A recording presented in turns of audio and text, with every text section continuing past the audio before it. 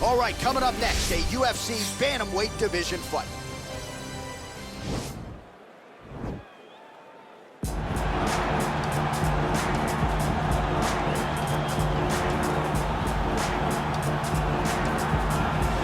Well, this guy has truly made the takedown a thing of beauty in mixed martial arts. With respect to yourself and George St. Pierre and the truly great takedown artists, this guy's closing the gap and entering that company in the eyes of many. Oh, absolutely, because he's done such a great job of timing takedowns.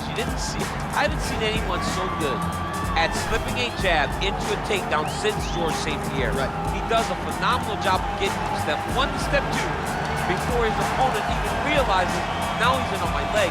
And if they do get their hip back, immediately he's up into a foot sweep or a headlock or an inside trip.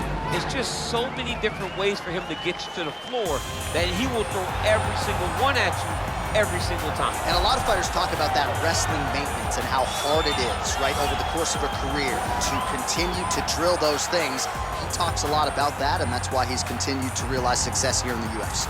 All right, so here is the UFC champion, Henry Cejudo, took Olympic gold in Beijing back in 2008. This man is a winner in every sense of the word. He's an absolute winner, and he did win in 2008, but I say go back to 2007. When we walked into the World Championship in Azerbaijan, Henry Cejudo was 34 of 35 guys in the weight class. Fast forward a year ahead, Amazing. He's the Olympic champion, but then that applies to Demetrius Johnson. He got beat by DJ the first time, knocked out in one round. Fast forward 3 years, he beats him by decision and becomes the UFC champion. Henry Cejudo is just a winner. And in a lot of respects, just getting started. We'll see how it goes for the messenger here tonight. Our tail of the tape for this, our main event of the evening. 4 years, the difference in age between these two fighters. Some differences in height and reach as well. All right, now with the official introductions, here is this Bruce is Buffer. the main event of the evening. And when the action begins, our referee in charge, Herb Dean.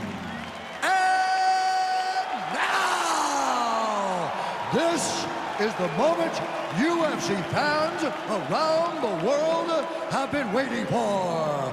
Live from the sold-out Prudential Center in Newark, New Jersey. It's time! 5 rounds in the UFC Bantamweight division. Introducing first, fighting out of the blue corner. This man is a mixed martial artist, holding a professional record of 20 wins, 8 losses, and 1 draw. He stands 5 feet 8 inches tall, weighing in at 135 pounds. Marlon Vera! And now introducing his opponent, fighting out of the red corner. This man is a Greco-Roman wrestler, holding a professional record of 16 wins, 3 losses. He stands 5 feet 4 inches tall, weighing in at 135 pounds.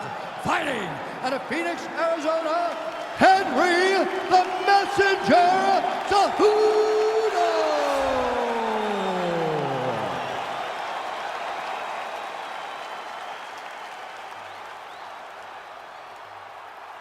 You've been given your instructions in the dressing room. Protect yourself at all times. Follow my instructions. We will have a clean fight. Touch gloves, let's make it official. They touch him up, and we are underway.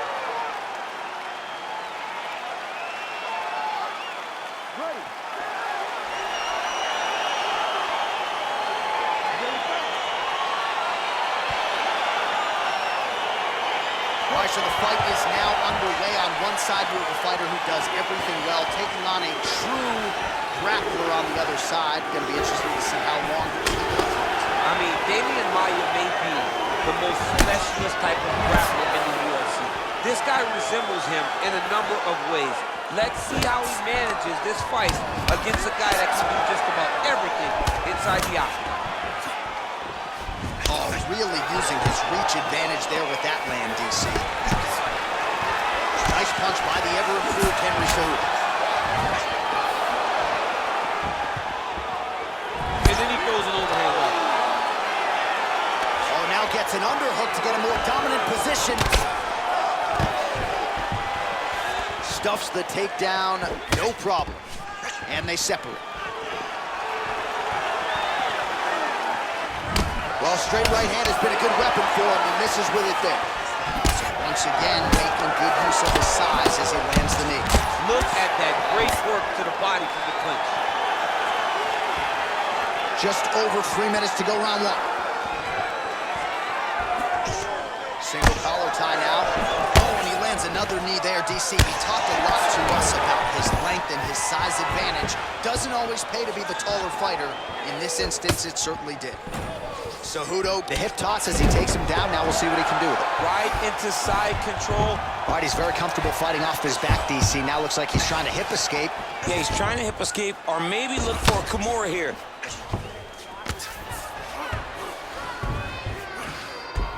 All right, he's got side control here, DC. You know, he's got a lot of different submissions in his arsenal once this fight gets to the ground.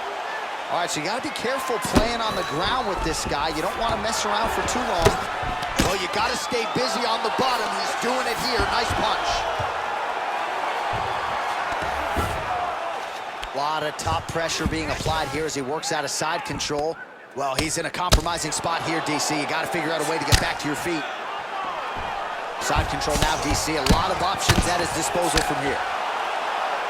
All right, he's trying to control posture here. Now trying to hip escape. He's just trying to move out of this position off the bottom. Pretty good work with the ground and pound here by Cejudo. He's putting him in exactly the positions he needs to be in right now. He's able to relax here.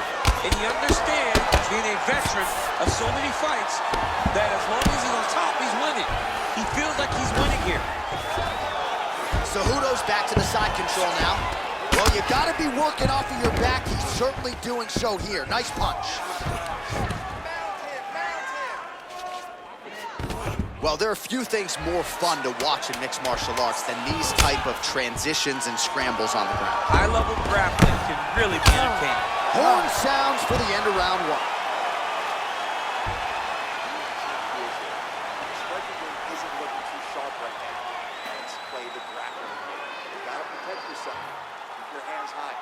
All right, a lot of tremendous striking action in that last round, DC. I know you don't have a telestrator, but take us through the replay. I mean, I would love to have my telestrator right now. That was a great display of high-level mixed martial arts striking. Both combatants stood toe-to-toe and let it all hang out.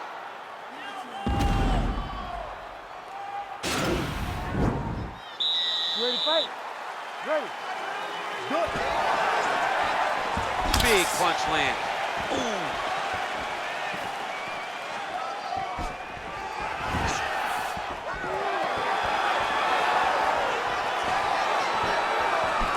Single collar tie now. I mean, this is his game here. Control your... Oh, and he hip tosses him to the mat. Now we'll see what he can do from here, DC. Right into side control. He's going to try to control him, then find a submission. All right, bottom fighter here, maybe looking to hip escape, DC. Well, these are some excellent ground and pound strikes here, DC. There's an efficiency with which he operates in these situations. He knows exactly when to throw, exactly when to hold, and it's allowing him to really control the grappling aspect of the fight. There's a song there, right? Know when to hold him, know when to fold him. Yep, absolutely. Man, how fun is this to watch as he continues to dole out damage with the ground and pound? Take it back to the days of guys like Mark Coleman, just beating people up in the ground and pound. This guy is a throwback fighter, and he's very fun to watch. Yeah, the Godfather would be proud. Oh, how about the speed on that reversal there? I mean, I know you can get out of some bad spots, but not with that type of speed. You cannot allow him to get leverage on the bottom. What a sweep. Cejudo's has got full mount now.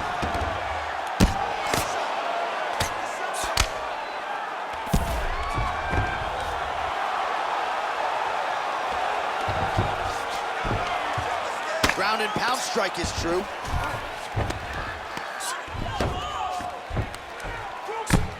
I mean, how many can he take? Oh, he's got the ground and pound going now.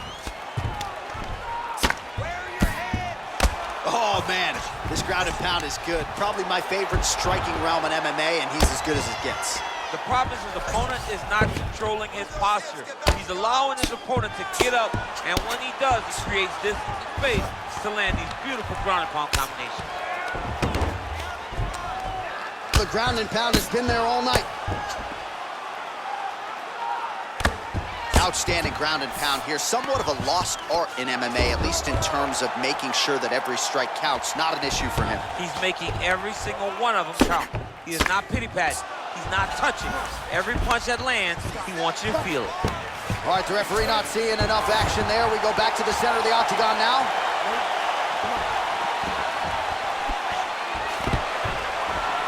It got defended, but it will give Henry the idea that takedown may be coming. And he lands a nice kick. He put him to sleep. Now he's on top of him looking for the finish.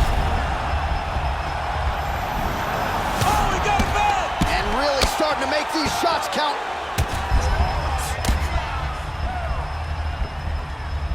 Well, he continues to manhandle him here on the ground.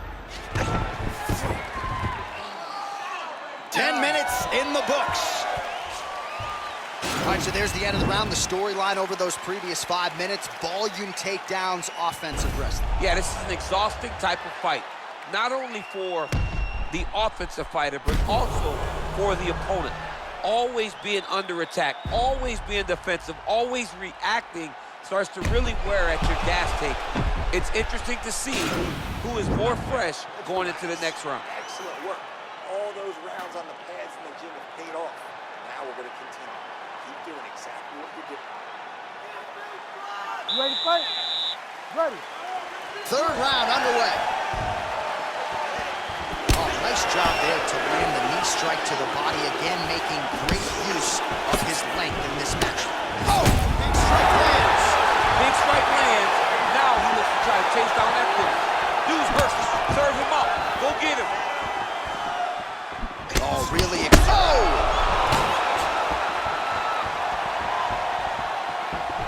Oh, my goodness.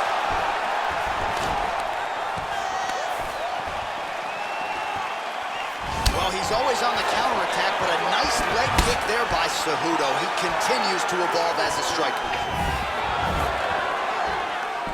All right, he closes the distance, gets the single collar tie. Big punch lands over the top. How's he going to follow this one? And a nice job at least staying upright on that.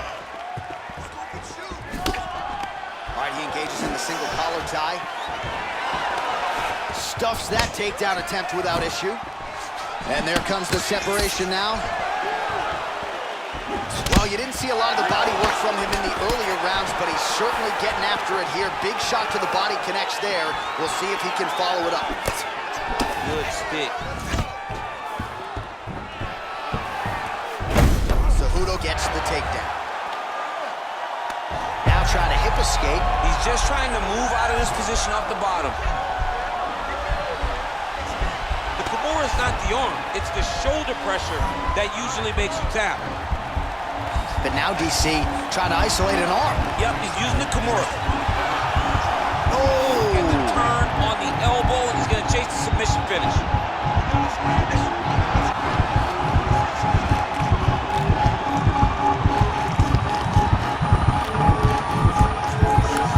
He got it. He got it, John. How about it? Gets the win by submission. Beautifully executed there on the ground.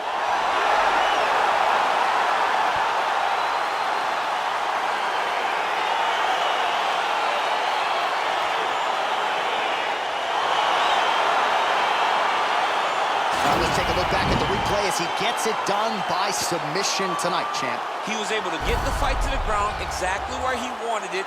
Eventually, his opponent gave him an opportunity to get a submission. He did that, and he should be very proud of the work he did tonight in the octagon.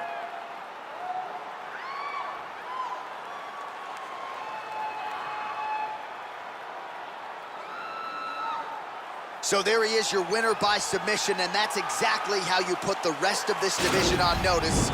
Looks like this guy could be a factor moving forward in this division. Ladies and gentlemen, referee Herb Dean's called a stop to this contest at 3 minutes, 14 seconds of the third round. Declaring the winner by tap out, Marlon Chico! All right, so what a performance by this young man here tonight as he gets the win by way of submission. He certainly put a lot of stock into getting the finish tonight, and he did just that. Congratulations. It was a very tough fight, but he knew that if he did everything right, he can get to his position which is the ground, and he would be able to find a finish by submission tonight. He did just that.